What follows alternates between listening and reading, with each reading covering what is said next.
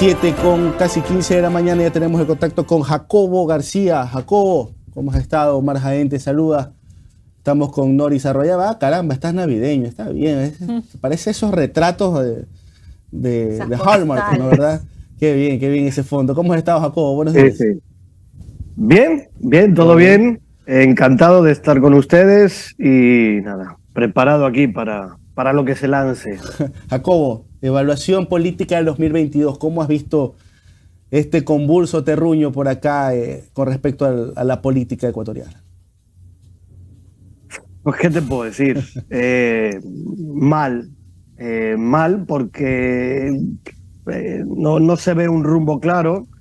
Creo que, no sé, como decía el otro día, yo siento que estamos viviendo lo que es la lucha por la supervivencia del poder en sí mismo, ¿no? Es decir, un gobierno, un régimen, una coalición de poder que sobre todo a partir del paro de junio y ante las bajas cifras de popularidad, ante la incapacidad de llevar una agenda, ante el conflicto instalado, ante la falta de mayoría en la Asamblea, pues lo que vemos es esta desesperación por sobrevivir de la forma en que sea. Y, consecuencia de ello, pues nos han metido esta especie de consulta popular que debería delinear un poco, ¿no?, la agenda y lo que viene ahora hacia el año que viene, pero es una consulta popular tan absurda que no tiene ni pies ni cabeza, ¿no? Y no, ¿Por qué no la va a consideras cambiar absurda, Jacobo? ¿Por qué la consideras absurda? Bueno, primero porque los supuestos objetivos con la que se concibe... A ver, les hago esta pregunta a la audiencia de ustedes. Díganme una sola personalidad, especializada en temas de seguridad, reconocida en su ámbito profesional. No digo que me saquen a politiqueros de seguridad y estas cosas, sino, qué sé yo, un Fernando Carrión, no sé, algún especialista en seguridad internacional, ¿ok? O sáquenme un gran politólogo especialista internacional, tipo Santiago Basabe, Simón Pachano, que venga a defenderme que lo que propone este gobierno con estas preguntas realmente va a solucionar los problemas de representatividad y de seguridad. Si me lo presentan aquí y oigo argumentos razonables, yo me retracto de mis palabras. Si no, discúlpenme, es una estupidez de consulta creer que porque no sé qué de la extradición y no sé qué, que reduciendo el número de asambleístas solucionamos los problemas de este país. O sea, me parece una burla. Claro. Pero bueno, si quieren, pues desarrollamos más los argumentos. Pero a mí, personalmente, me parece una estupidez. Y no es casualidad, cierro esta primera idea, si quieres, Omar, que cuando ves a los voceros que defienden esta consulta, los que tienen un poco de sangre en la cara ya directamente dicen, bueno, pero si es que algo hay que hacer. Es que es hacer esto o no hacer nada. O, como vimos ayer, uno de estos portales digitales ahora que aparecen por ahí, es que si reducimos los asambleístas, pues así nos quejamos menos de los asambleístas. Sí. O sea, son unos argumentos maravillosos, ¿vale? Entonces, ¿qué podemos decir, mi querido Omar? ¿Qué quieren? ¿Que aplaudamos esto? Ahora, pues Jacobo, no. ¿Cómo tú ves esta mezcla, ¿no? ¿Verdad? Porque se viene ya el día martes, arranca formalmente, aunque ya hemos tenido campaña y pre-campaña como loco, pero formalmente el día martes arranca la campaña electoral, tanto para el referéndum como para las alcaldías, prefecturas, consejos parroquiales, concejales y también miembros del Consejo de Participación Ciudadana. En ciertas localidades del país va a haber consultas populares específicas. ¿Cómo tú ves esta mezcla? ¿Se subió al vuelo el gobierno para intentar ganar esta consulta a esto? ¿O lo ves como también un poco peligroso para el régimen el haber mezclado las dos cosas? Yo ya no sé ni qué responderte, porque veo tan poca solidez en el rumbo que tienen en general, que no creo que ni haya este tipo de razonamientos detrás. ¿Ok? Y también, a ver, vivimos en un país tan descompuesto, tan desarticulado entre un gobierno nacional con los gobiernos locales, entre la agenda del gobierno y los problemas de la gente, entre este permanente conflicto de instituciones, ¿verdad? Es decir, esta falta de articulación de agendas comunes entre los actores, que finalmente es muy difícil darte una respuesta de si les conviene o no, que se junten los momentos, los tiempos. Yo lo que te respondería es que, vamos a ver, la consulta puede ganar si quieres, porque son preguntas, es un populismo, ¿no? Populismo institucional, populismo de seguridad. Puede ganar o pueden ganar ciertas preguntas, pero ni siquiera eso va a significar que la gente apruebe la forma de gobernar del gobierno, su agenda, los objetivos de la consulta. Es decir, sabemos que esto va con dedicatoria, sabemos que es una forma de, de limitar un poco, ¿no? El poder o digamos, o el contrapeso que pueda tener la Asamblea, sobre todo en una eventual muerte cruzada y otras cosas. Entonces, ¿qué te quiero decir? Después de la consulta no es que ni va a mejorar la seguridad, ni va a mejorar la representatividad, ni la democracia. Entonces, puede ganar, no lo sé. Yo te digo, veo que la gente hay mucha desinformación, hay mucho desconocimiento, y ve uno por ahí noticias, ¿no? Y encuestas que dicen, no, hoy el sí ganaría. A ver, hay que profundizar más. Hay que ver también quién va a abanderar, ¿no? El sí, el no, porque ojo que esto va a influir mucho también.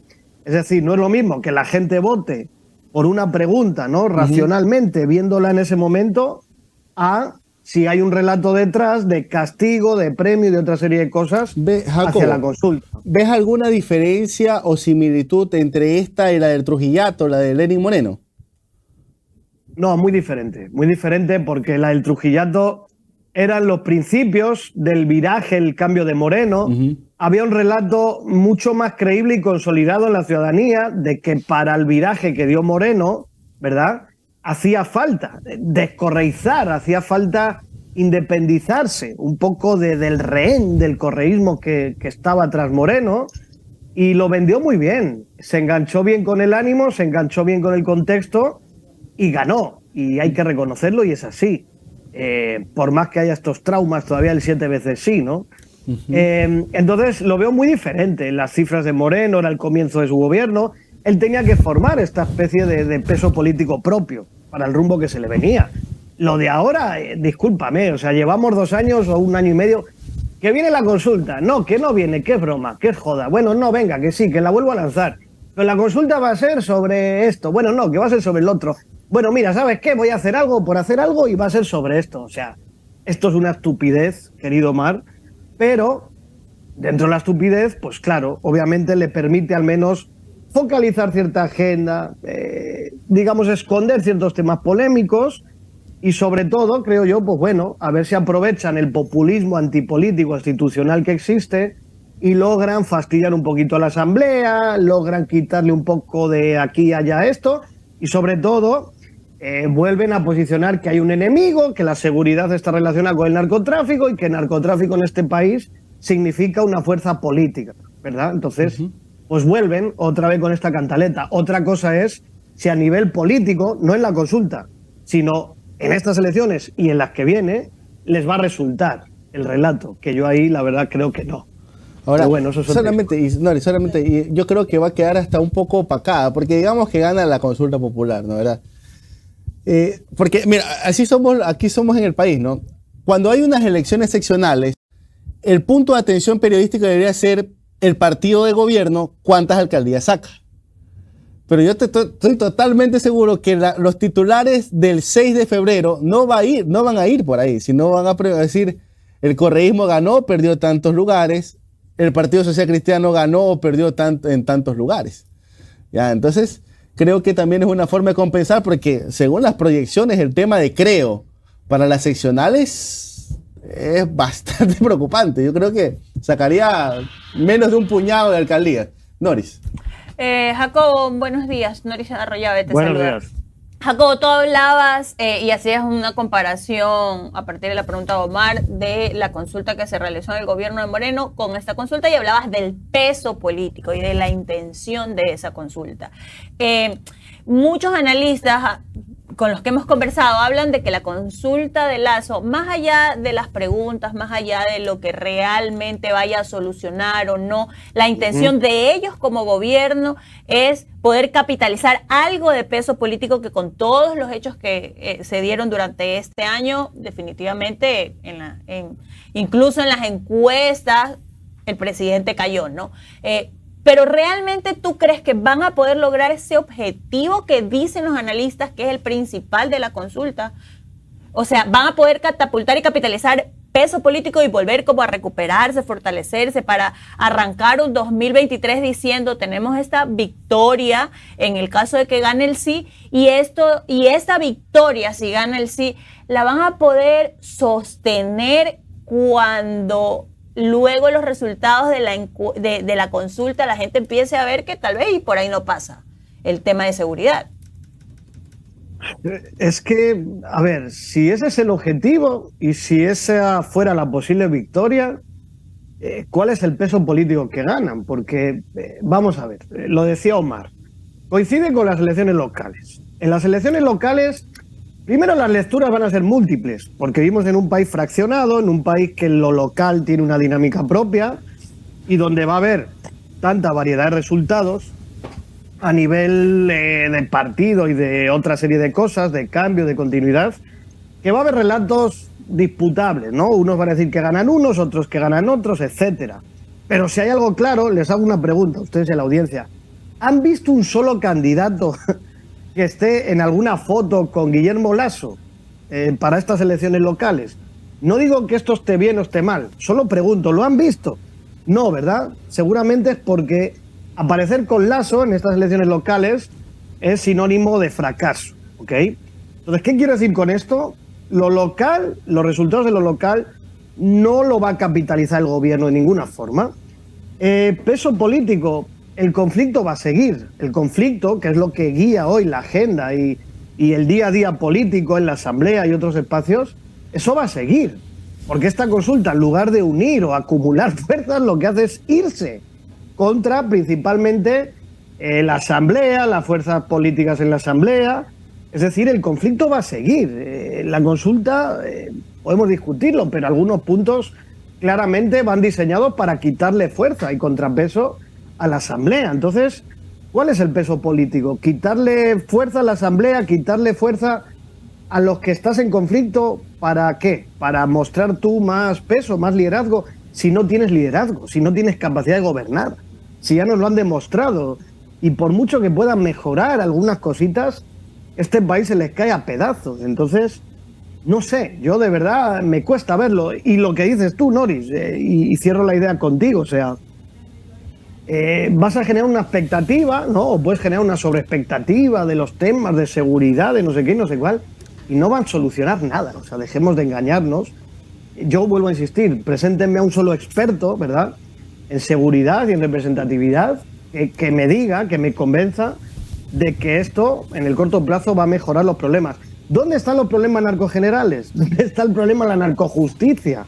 Es decir, me dicen que el problema de seguridad tiene que ver con el narcotráfico y que tiene que ver con un grupo político. Entonces, el que vota no es narco, pues, y eso va a darles peso político. Yo insisto, y ahora sí cierro la idea, así ganen la consulta, ¿vale? ¿Qué van a decir ellos? ¿Que la gente ha comprado su relato? ¿Que la gente, ok, está de acuerdo con el gobierno y todos valen carpeta y hay que luchar contra toda la clase política? ¿Y qué? ¿Y al día siguiente va a mejorar la vida de la gente? ¿Está mejorando la pobreza? ¿Está mejorando los indicadores sociales? O sea, no, yo honestamente no lo veo. Lo que creo que es una lucha por la supervivencia, sobre todo a partir del paro, y como mucho el peso político que veo es que logren sobrevivir el año 2023 en medio de una agenda que seguirá instalada en el conflicto, y si logran eso ya es bastante, porque creo que esta es la gran pregunta del 2023, si este gobierno sobrevive y se mantiene con unos mínimos o no. Okay, luego ya viene el año preelectoral. Ok, Jacobo, si nos centramos en la consulta y cómo debería hacerse una consulta popular en el mundo imaginario y perfecto, en el que se deberían analizar preguntas por preguntas, debatir las preguntas, leer la letra chiquita e ir a votar una sociedad completamente informada, y poder decidir no desde lo totalitario, no, todo sí, todo no, porque votas en contra de este, porque votas a favor de este. Realmente debería poder suceder en el país que exista un análisis y decir, por la 1 voto sí, por la 2 voto no, por la 3 voto sí, porque hay un análisis de fondo, ¿no? Pero lamentablemente en el contexto que estamos viviendo como país se utiliza el totalitarismo. O voto en contra tuyo o voto a favor tuyo. Que sería un voto rechazo realmente o un voto respaldo.